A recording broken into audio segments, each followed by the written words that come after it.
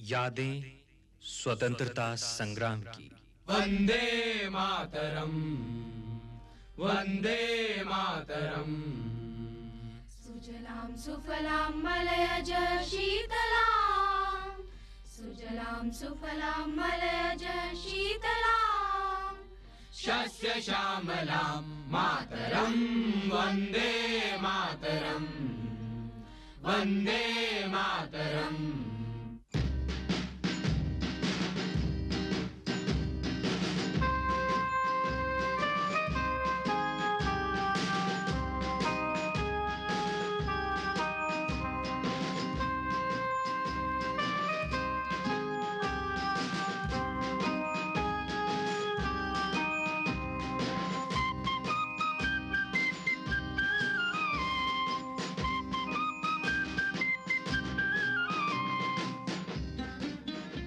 राष्ट्रीय शैक्षिक अनुसंधान एवं प्रशिक्षण परिषद की केंद्रीय शैक्षिक प्रौद्योगिकी संस्थान द्वारा निर्मित प्रस्तुत है कार्यक्रम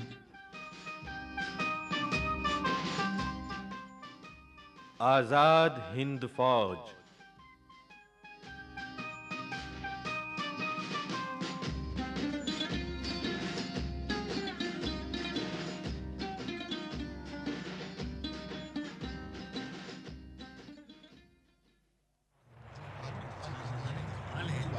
नेताजी की जय, इनकलाब जिंदाबाद, भारत माता की जय। अरे वो देखो, नेताजी मंच पर आ गए हैं। हाँ भाई सुनो, वो कुछ कहने जा रहे हैं। सुभाष बोस जिंदाबाद। मेरे देशवासियों, भारत अब आजाद हुए बिना नहीं रह सकता, लेकिन इस आजादी के लिए कुर्बानी चाहिए। इस आजादी को आपकी ताकत चाहिए। आजादी की लड़ाई में आपने अपने बेटों को दिया है, पर अब स्वतंत्रता की देवी इतने में ही संतुष्ट नहीं होगी। उसे तो ऐसे आत्म बलिदानी चाहिए जो अपने प्राणों की बाजी लगा दे, जो हंसते हंसते मौत को गले लगा ले, जो अपने खून की नदी में दुश्मनों को डुबो दे। तुम मुझे खून दो, मैं तुम्हें आजादी दूंगा। यही आजादी की पुकार है, यही आजादी की मांग है। हम बन जाएंगे, हम मिट जाएंगे, हमें आजादी प्यारी है, हम खून की आग में डूब जाएंगे। इंकलाब!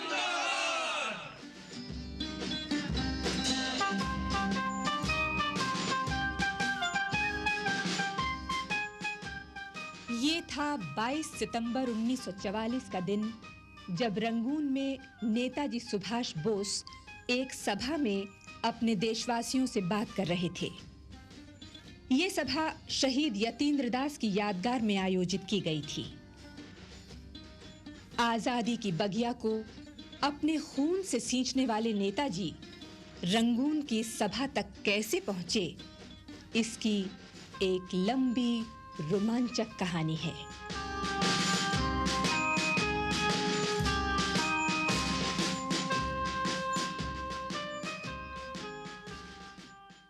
वो 16 जनवरी 1941 की रात थी। अंग्रेज दूसरे महायुद्ध में कमजोर पड़ते जा रहे थे और इसी रात सुभाष बोस ने अंग्रेजों की कमजोरी का फायदा उठाया। नेताजी आजादी का दृढ़ संकल्प लिए कलकत्ता के एल्गिन रोड स्थित मकान से अपनी साहसिक यात्रा पर निकल पड़े।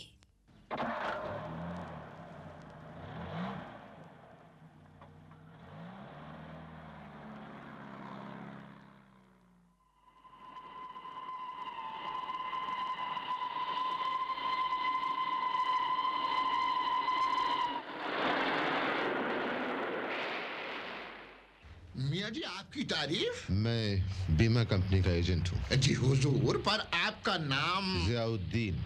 और आप? पेशावर तक जा रहा हूँ।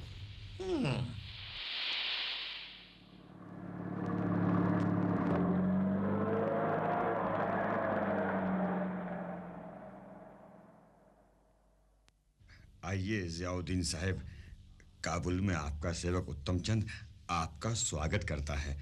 आइए आइए आइए। सुभाष बाबू, आप यहाँ तक कैसे पहुंचे? हाँ उत्तम चंद, पेशावर तक तो अकेला आया। जी। वहां से भगत राम तलवार के साथ यहां तक पहुंचा। जी। भगत राम ने रहमत खां नाम रखा और मैं गूंगा बहरा बना रहा, और हमने यहां तक का सफर पूरा किया। सुभाष बाबू, अब आगे का कार्यक्रम क्या है?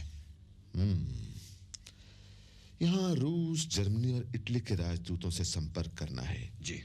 वैसे उत्तम चंद, मैं रूस जाना चाहता हूं। देखो, तुम तो काबुल में काफी अरसे से दुकान चला रहे हो। जी जी। तुम इस काम में मेरी मदद करो। 1000 जान से सुभाष जी।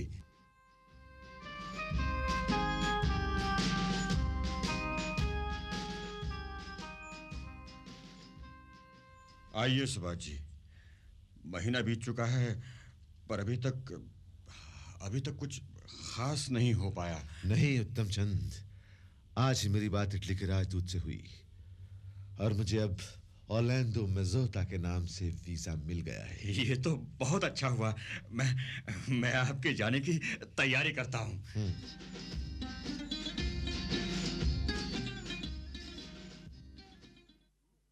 इसके बाद सुभाष बोस रूस पहुंचे, लेकिन अफसोस वहां उन्हें संतोषजनक समर्थन न मिल सका।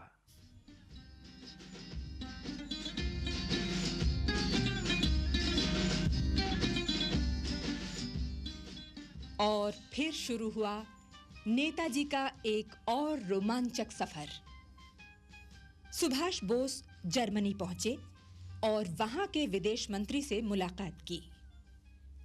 जर्मनी के विदेश मंत्री ने हिटलर की ओर से सुभाष जी का स्वागत किया।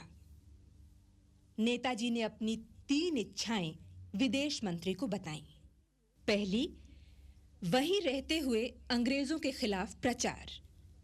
दूसरी, युद्ध बंदियों को इकट्ठा करके सेना बनाई जाए। और तीसरी, धुरी राष्ट्र भारत की स्वतंत्रता की घोषणा करें।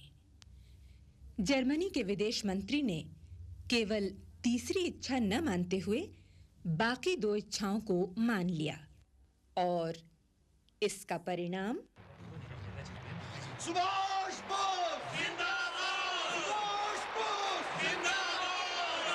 माता की जय! माता की जय! जिंदाबाद! जिंदाबाद! मेरे देशवासियों, ये खुशी की बात है कि 30 अक्टूबर 1941 के दिन बर्लिन में फ्री इंडिया सेंटर की स्थापना हुई और आज 2 नवंबर के दिन हम इसका उद्घाटन कर रहे हैं। मैं चाहता हूं कि आज से हम सभी एक दूसरे को जय हिंद कहकर अभिवादन करें। जय हिंद! जय हिंद! जय हिंद! जय हिंद! फ्री इंडिया सेंटर की शाखाएं रोम और पेरिस में भी खोली जाएंगी। नेताजी की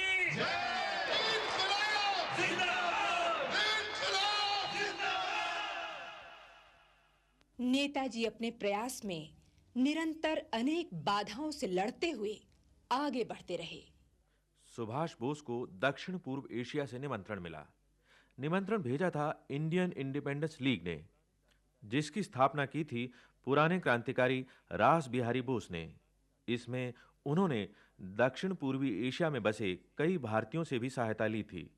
उनके साथ वहां बड़ी संख्या में भारतीय युद्धबंदी भी थे, जो सन 1941 में जापान के युद्ध में प्रवेश के बाद जापानी सेना द्वारा पकड़ लिए गए थे। रास बिहारी बोस ने सेना की कमान संभालने की जिम्मेदारी एक युद्धबंदी जनरल मोहन सिंह को सौंपी। उनके प्रयासों को मजबूत करने के लिए इंडियन इंडिपेंडेंस लीग ने सुभाष बोस को जो निमंत्रण भेजा था, वो उन्होंने सहर्ष स्वीकार कर लिया। सिंगापुर पहुंचने के लिए सुभाष बोस को कई बाधाओं का सामना करना पड़ा। जर्मनी से सिंगापुर की ये एक लंबी और थकान से भरी यात्रा थी, जो उन्होंने एक सबमरीन यानी पनडुब्बी से पूरी की। इस यात्रा में उनका साथी था आबिद हुसैन। जब सुभाष बोस सिंगापुर पहुंचे तो वहां उनका भव्य स्वागत किया गया। रास बिहारी बोस ने इंडियन इंडिपेंडेंस लीग की अध्यक्षता का भार सुभाष बोस को सौंप दिया। सुभाष बोस ने भी आजाद हिंद फौज के पुनर्गठन की जिम्मेदारी अपने कंधों पर ले ली। अपनी इस फौज की अगुवाई करते हुए 1944 में नेताजी रंगून पहुंचे, जहां से आजाद हिंद फौज ने अंग्रेजों के खिलाफ लड़ाई में भाग लिया और इसकी अंतिम परिणति दिल्ली के लाल किले में INA ट्रायल के रूप में हुई। यानी आजाद हिंद फौज पर अंग्रेजी सरकार ने लाल किले में फौजी मुकदमा चलाया।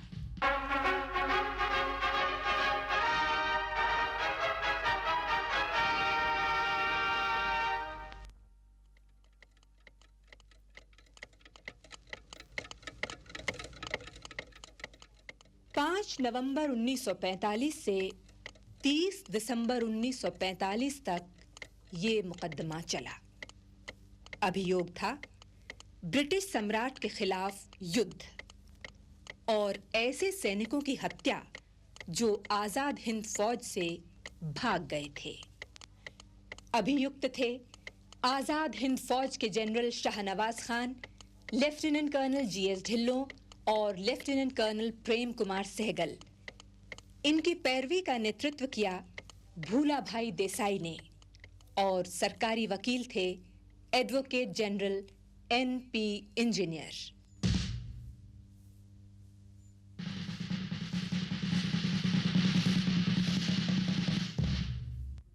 आज के गवाह है सूबेदार मेजर बाबूराम। इन्हें गीता की कसम दिलाई जाए। मैं जो कहूंगा सच कहूंगा, सच के सिवा कुछ नहीं कहूंगा। सरकारी वकील मिस्टर इंजीनियर, आप सवाल कर सकते हैं। बाबूराम, क्या आप सिंगापुर की लड़ाई में शामिल थे?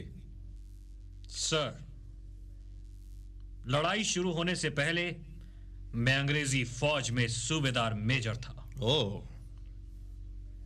16 फरवरी 1942 के दिन हमने सिंगापुर में जापानियों के सामने हथियार डाल दिए थे। फिर क्या हुआ? हमें फिर बादावरी कैंप भेज दिया गया, जहां और भी भारतीय युद्धबंदी थे, और यही ब्रिटिश सेना की ओर से हमें कर्नल हंट ने जापानियों को सौंप दिया।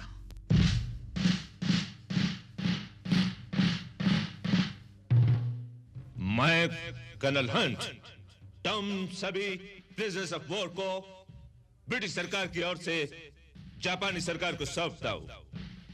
तुम सब अभी तक हमारा ऑर्डर मानता था और अब से तुम सब जापानी सरकार का ऑर्डर मानेगा। मेजर फुजीवारा, अब आप कमान संभालिए। जवान, अब तुम जापानी सरकार की कमान में हो और जापानी सरकार की ओर से मैं तुम्हें कैप्टन मोहन सिंह को सौंपता हूं। ये तुम्हारे कमांडर होंगे।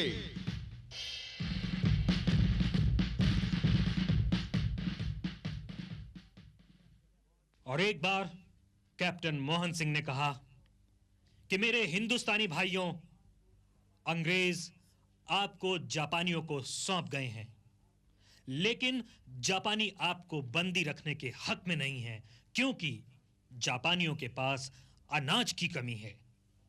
हम अब खुद इंडियन नेशनल आर्मी बनाएंगे जो हिंदुस्तान की आजादी के लिए लड़ाई करेगी। और हम फिर सब इस बात के लिए तैयार हो गए। मुल्जिम शाहनवाज खान से कब मुलाकात हुई?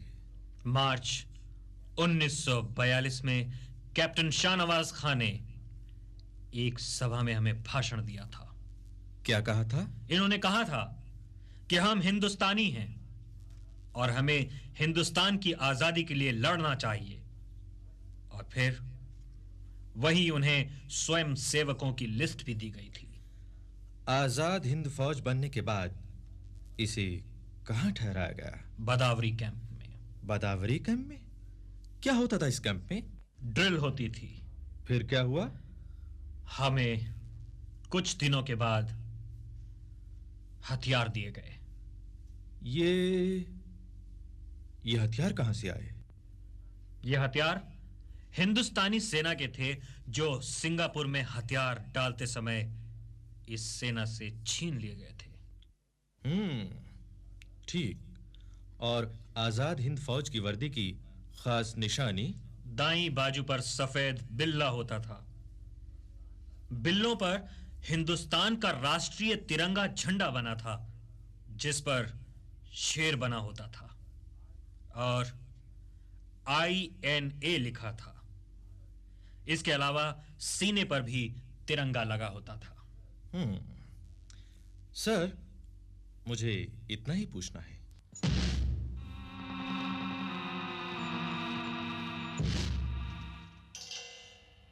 सुना है आज मिस्टर अय्यर की गवाही होनी है। हाँ, पर न जाने ये मुकदमा कब खत्म होगा। आखिर अंग्रेज सरकार करना क्या चाहती है? एक बात है भाई, हमारी ओर से भूला भाई देसाई सुना है बहुत जोर की पैरवी कर रहे हैं।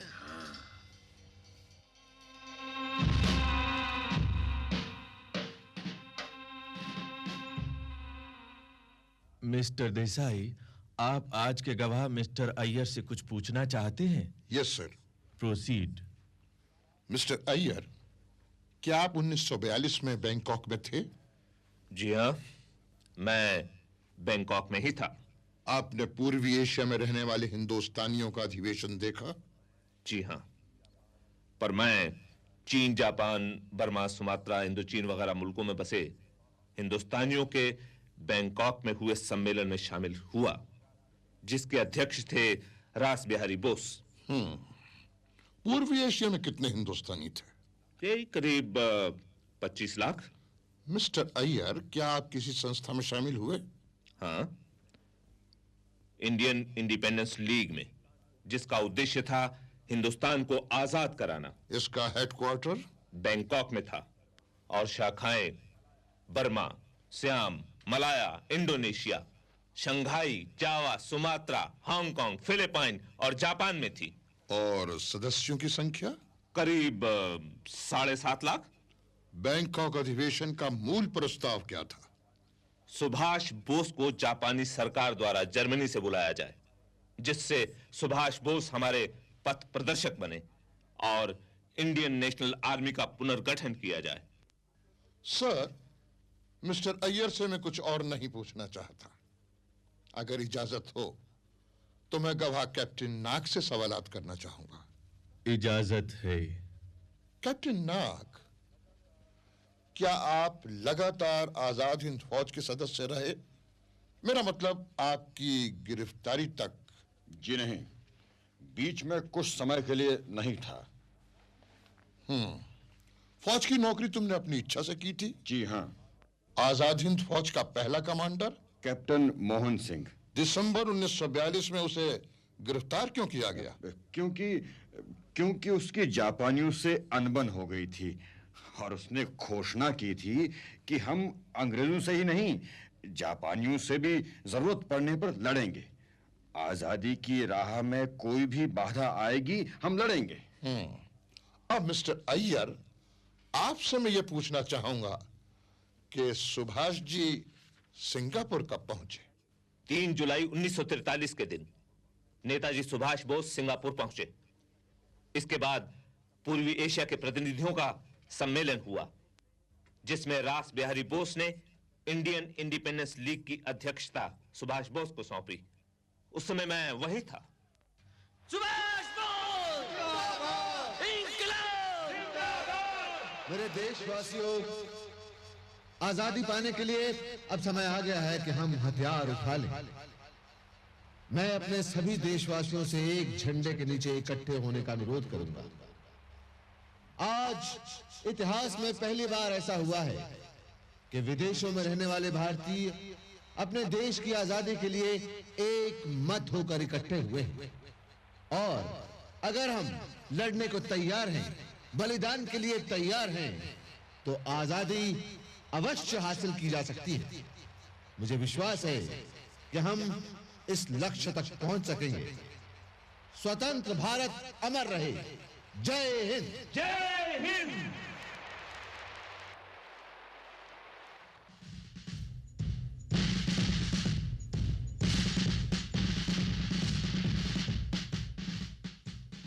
पांच जुलाई के दिन नेताजी सुभाष बोस ने आजाद हिंद फौज की कमान संभाली और परेड की सलामी लेने के बाद उन्होंने कहा, आजाद हिंद फौज के जवानों, आज मेरे जीवन का सबसे गौरवपूर्ण दिन है। आज मुझे यह सौभाग्य मिला है कि सारे संसार में मैं ऐलान कर रहा हूं कि भारत की आजादी के लिए सेना तैयार हो गई है। अब यह सेना संगठित होकर सिंगापुर पहुंची है, जो कि एक जमाने में ब्रिटिश साम्राज्य का किला था। यह वो सेना है जो भारत के कंधों से ब्रिटिश साम्राज्य का जुआ ही नहीं उतारेगी, बल्कि आजाद भारत की मजबूत सेना भी बनाएगी। कैप्टन नाग, क्या आप इस दस्तावेज को पहचानते हैं? जी हाँ, ये नेताजी द्वारा जारी किया गया ऑर्डर ऑफ द डे है। कैप्टन नाग, क्या आप आजाद हिंद सरकार के गठन की सभा में थे? 21 अक्टूबर 1943 के दिन इस सभा में मैं दर्शक के रूप में हाजिर था। क्या सभी ने सरकार के प्रति निष्ठा की शपथ ली? जी नहीं, सिर्फ मंत्रियों ने ली, जिन्हें उसी समय नेताजी ने चुना था। सर, कैप्टन नाग से और कुछ नहीं पूछना चाहता। इस गवाही में 21 अक्टूबर 1943 का जिक्र है। इसे आजाद हिंद सरकार की घोषणा के दिन के रूप में इस अदालत ने रिकॉर्ड किया है। इस बात को नोट किया जाए। अब मुझे मिस्टर अय्यर से सवालात करने की इजाजत दी जाए। इजाजत है mister Desai. Thank you sir. Mister Iyer, Azad Hind सरकार की घोषणा के बाद कोई खास कार्रवाई हुई? ब्रिटेन और अमेरिका के खिलाफ युद्ध की घोषणा की गई। इस सरकार की आमदनी का जरिया? भारतीयों से चंदा मिलता था। और ये पैसा कहां रहता था? आजाद हिंद बैंक में, जिसका मैं अध्यक्ष था। इस सरकार और जापान के बीच कैसे संबंध थे? जैसे दो सरकारों के बीच होने चाहिए। That's all, sir.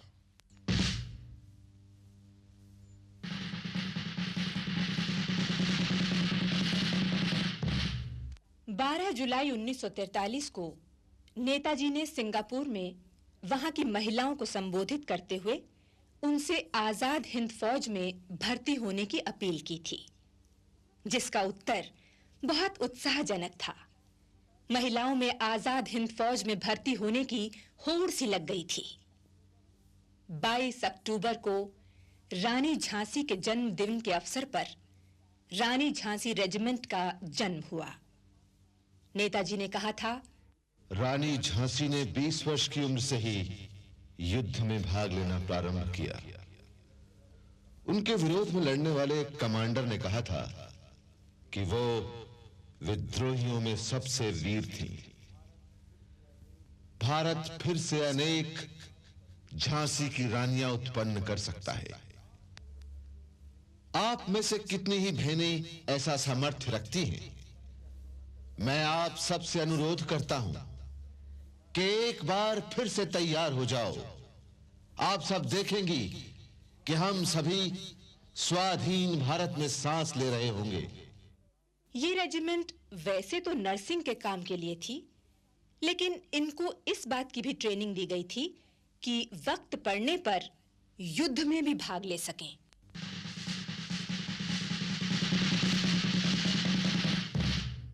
Rani Jhansi regiment का नेतृत्व सौंपा गया कैप्टन लक्ष्मी स्वामीनाथन को।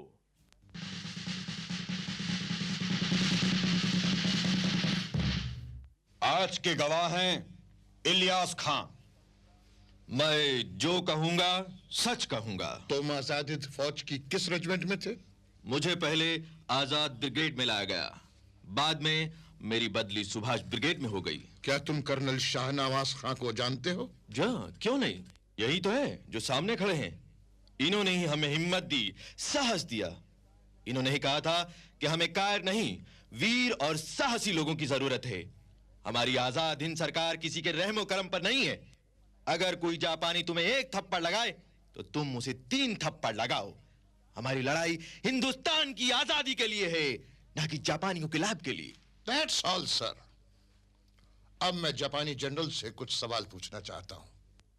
इजाजत है। जनरल काताकुरा, मैं आपसे यह पूछना चाहता हूं कि क्या आजाद हिंद फौज हिंदुस्तान में दाखिल हुई? हाँ, मैंने रिपोर्ट देखी थी।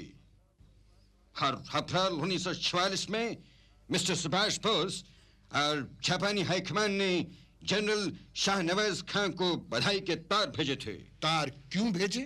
क्योंकि आजाद हिंद फौज हिंदुस्तान में दाखिल हो चुकी थी।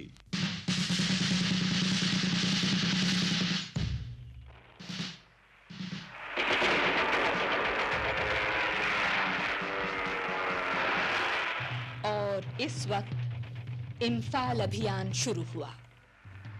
युद्ध तेजी पर था, पर अंग्रेजों के टैंक इस सेना पर भारी पड़े और बारिश ने तो हालात और भी बिगाड़ दिए। लेकिन फिर भी आजाद हिंद फौज डटी रही। अंततः नेताजी के आदेशों की वजह से उसे पीछे हटना पड़ा और इस तरह इम्फाल अभियान सफल न हो सका। उधर मित्र राष्ट्रों की सफलता के कारण जापान की स्थिति बिगड़ती जा रही थी। अंग्रेजों की सेना तेजी से बर्मा की ओर बढ़ रही थी। आजाद हिंद फौज का कार्यालय बैंकॉक भेजना पड़ा। नेताजी को भी बर्मा से बैंकॉक भेजा गया। मई 1945 में रंगून पर अंग्रेजों का अधिकार होने से हालात और बदतर हो गए। अगस्त 1945 में हिरोशिमा और नागासाकी पर एटम बम गिराए जाने से जापानियों का मनोबल टूटा और उन्होंने आत्मसमर्पण कर दिया।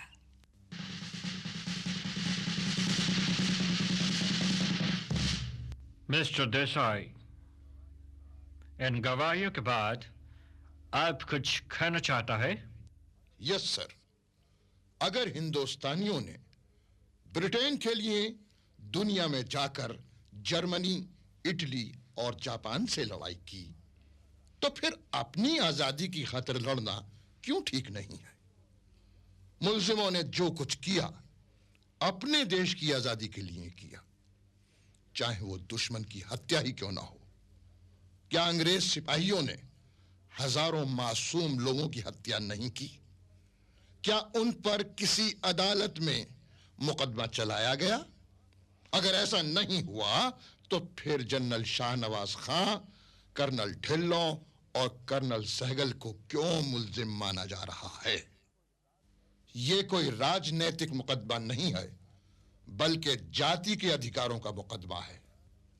सर, फैसले के समय मेरी गुजारिश है कि राजनैतिक नजरिया ना अपनाया जाए।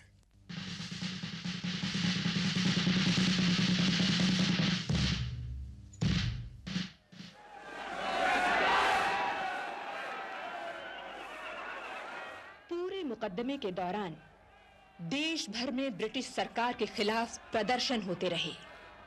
लाठी और गोली से हजारों लोग मारे गए। इनमें ज्यादातर युवा छात्र थे। पर मुकदमे के फैसले पर तीनों मुल्जिमों को दोषी ठहराते हुए भी इन्हें आजीवन कारावास से बरी कर दिया गया और यह भी फैसला हुआ कि सम्राट के खिलाफ युद्ध का कोई मुकदमा नहीं चलेगा।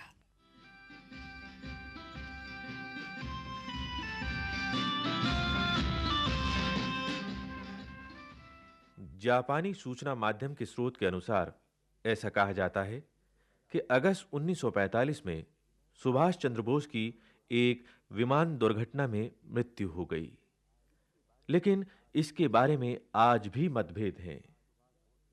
सुभाष बोस को शत-शत प्रणाम।